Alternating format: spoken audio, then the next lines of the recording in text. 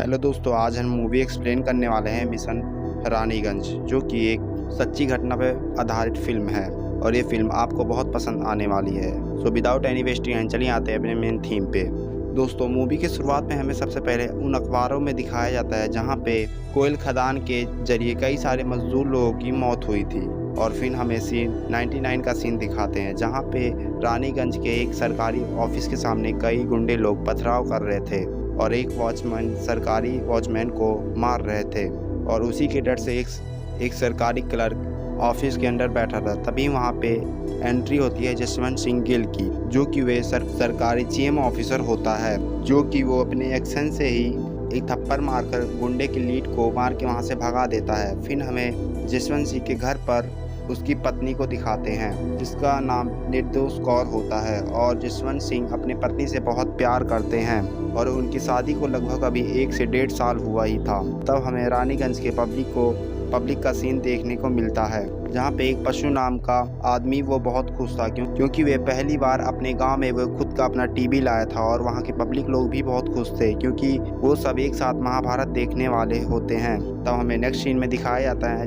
रानीगंज के लोग यानी कि पशु के गाँव लोग कोयले के खदान में काम करते हैं और वे ज़्यादा से ज़्यादा कोयले के खदान में विस्फोट करते हैं ताकि ज़्यादा से ज़्यादा कोयला निकाल सके। लेकिन तभी एक कर्मचारी विस्फोटक के जगह पे जाता है और चेक करता है जहाँ पे उसे पानी का बूंद दिखाई देता है और हाथों में भी दिखता है तो उसे कंफर्म हो जाता है कि ये बूंद है। तभी वो चिल्लाता है कि भागो, कोयले के खदान में पानी आने ही वाला है, जिससे सभी कर्मचारी पहले घबरा जाते हैं। फिर वो अपने मैनेजर को फ़ोन करते हैं, कहते हैं कि कोयले के खदान में पानी आने वाली है। तभी वो लोग एकदम से वहाँ से भागते हैं क्योंकि पानी पीछे से एकदम से आ ही रहा था और कुछ लोग कोयले के खदान में फंस जाते हैं और अभी ये न्यूज़ पूरे शहर में फैल जाती है कि कोयले के खदान में मजदूर अभी भी फंसे हुए हैं और एक आपातकालीन गाड़ी जाम में फंसी हुई थी, जो कि जसवंत सिंह वहाँ पे उपस्थित होते थे और जाम को किसी तरह साफ करके आपातकालीन वाली गाड़ी को भेज देते हैं ताकि वहाँ पे कोयले में फंसे कर्मचारी को बचाया जा सके। फिर हम कोयले के खदान के फैक्ट्री के बाहर देखते हैं जहाँ पे पब्लिक शोर शराबा कर रही थी क्योंकि उन्हीं के परिवार वालों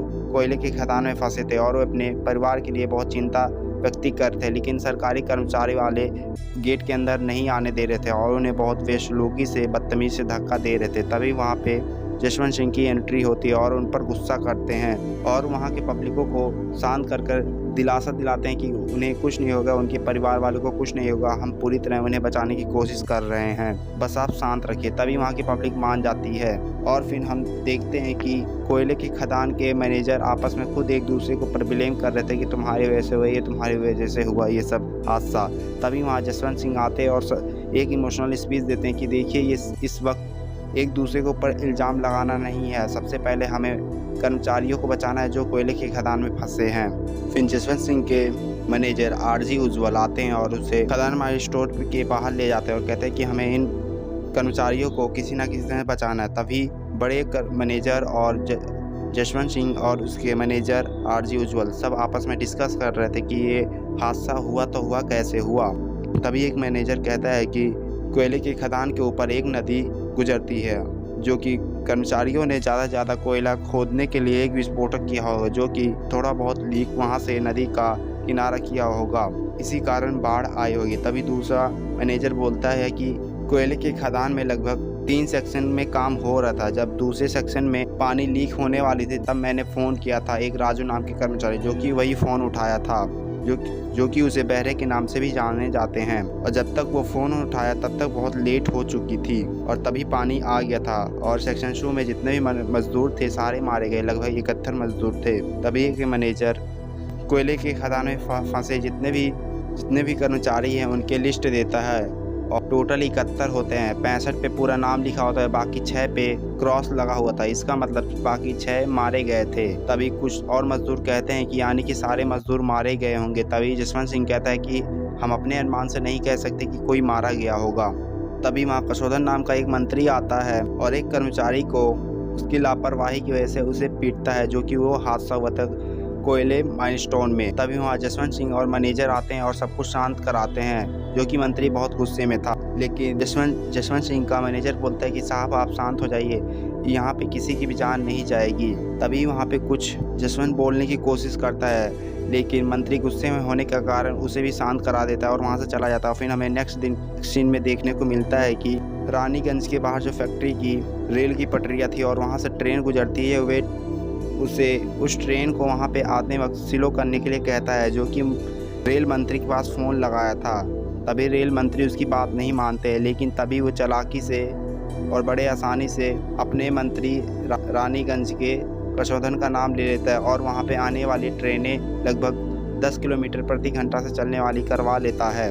तभी जसवंत सिंह एक रेस्क्यू कहता है कि वो कैसे किसी तरह वर्कर को बचाएगा। तभी वहाँ पे एक मीटिंग होती है, जो कि बड़े बड़े मैनेजर भी वहाँ पे उपस्थित होते थे और सबसे पहले अपना प्लान एक डिशन नाम के व्यक्ति बताता है, जो कि कहता है कि वो किसी तरह कुछ गड्ढे खोद कर और क्रेन की मदद से हम अपने आदमी भेजेंगे और माइलस्टोन पे वो जाकर किसी तरह उन्हें बताएंगे कि हम लोग मदद करने आए हैं। अब उसका प्लान ख़त्म हो जाता है। तभी वहाँ पे जसवंत सिंह अपना प्लान शुरू करता है और कहता है कि सबसे पहले हम एक पोल लेंगे और पोल की मदद से हम टॉर्च जलाकर रस्सी की मदद से नीचे भेज देंगे और वर्करों को आवाज़ लगाएंगे। अगर उन्हें आवाज़ सुनाई पड़ेगी तो हम रस्सी से खींच लेंगे और वर्कर से आसानी से आ जाएंगे। तभी वो कहता है कि अगर हम किसी आदमी को नीचे भेजेंगे तो उसकी भी जान जाने की खतरा रहती है। लेकिन तभी सारे वहाँ पे मैनेजर जो थे वे एडिशन के प्लान को ज़्यादा अच्छा बता रहे थे और उसी के प्लान के ज़रिए काम करना चाहते थे। तभी सब एग्री हो जाते हैं और जसवंत सिंह के मैनेजर आरजे उज्जवल भी उस प्लान को जिम्मेदारी मिली रहती कि वही सब हैंडल करेंगे। अब हमें तपसी नाम के एक व्यक्ति के पास सीन दिखता है, जो कि जसवंत सिंह और उसके मैनेजर वहाँ पे जाते हैं, क्योंकि उसे कोयले की खदान के पास का मैप सबसे ज़्यादा एक्सपीरियंस उसी को। लेकिन पहले तो वो हिचकिचा रहा था उनकी मदद करने में, लेकिन बाद में वो कुछ ही तरह मान जाता है। तभी वहाँ पे क्रेन वगैरह लाया जाता है और खुदाई शुरू हो जाती है और वहाँ पे घेर दिया जाता है ताकि उन्हें कोई डिस्टर्ब ना करे, पब्लिक वगैरह।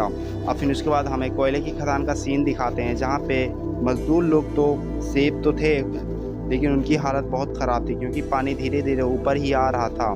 तभी एक भोला नाम का मज़दूर सारी गलती बहरे को बताता है, क्योंकि कहता है कि अगर बहरे सही समय पर रिंग सुन लिया होता तो ये सब हादसा नहीं होता। और फिर भोला उसे मारने जाता है, लेकिन वहाँ पे सभी लोग छुड़ा लेते हैं। तभी वहाँ पशु नाम का व्यक्ति बहुत मोटिवेट स्पीच देता है और कहता है कि देखो, हम सब एक साथ मिलकर इस खदान के बाहर ज़रूर निकल जाएंगे, हम लोगों में बस धैर्यता और एकता होनी चाहिए।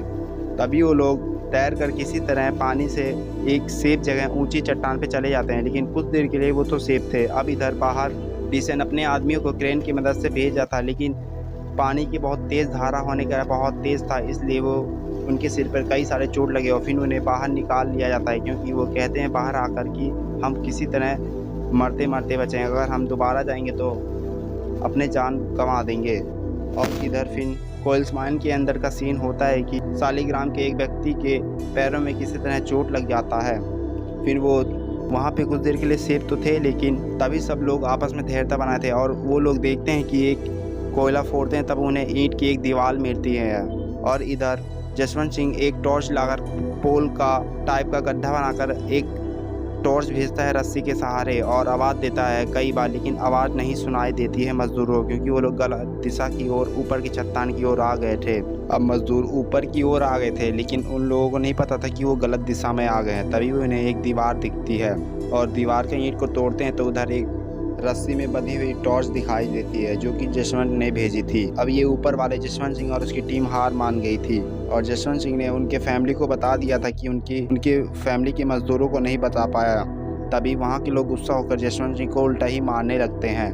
अब इधर नीचे से कोयले माइन से बैटरी की टॉर्च के ऊपर होल की तरफ आवाज़ें लगा रहे थे, लेकिन कोई सुन नहीं रहा था। तभी उसकी टीमें वहाँ से टॉर्च उठा लेती है, ऊपर की ओर खींच लेती है, लेकिन उसी आस में वहीं पे बैठा रहा जसवंत सिंह देख रहा था। तभी वहाँ पे एक कुत्ता आता है और उस होल में भौंकने लगता है। तभी जसवंत को कुछ शक होता है और आवाज़ें लगा ही देता है। तभी नीचे से भी मज़दूर बोलते हैं। तभी उसका खुशी का मानो ठिकाना ही ना रहा। तभी वो सबको बताता है कि मज़दूर हमें मिल गए हैं।